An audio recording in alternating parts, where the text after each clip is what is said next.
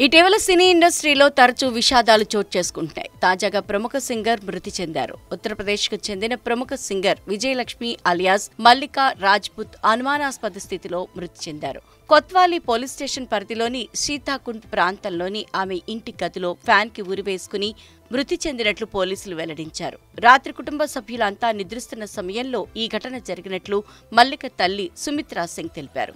అనుమానాస్పద మృతిగా భావిస్తున్న పోలీసులు మృతదేహాన్ని పోస్టుమార్టం నిమిత్తం తరలించారు. ఈ దారుణం ఎప్పుడు జరిగిందో తనకు తెలియదని, తాను తన గదిలో పడుకున్నానని, చాలాసేపటి వరకు తన కుమార్తె గదిలో లైట్ వెలుగుతుండటంతో ఏమై ఉంటుందోనని వెళ్లి చూడగా తన కూతురు ఉరివేసుకుని కనిపించిందని మల్లిక తల్లి వెల్లడించారు. వెంటనే తన భర్త స్థానికులు కలిసి మల్లికను ఆసుపత్రికి తరలించారని, అప్పటికే ఆమె చనిపోయిందని వైద్యులు తెలిపారంటూ కన్నీరు మున్నీరుగా వెలిపించారు. ఈ ఘటనపై కేసు నమోదు చేసుకున్న పోలీసులు దర్యాప్తు చేపట్టారు.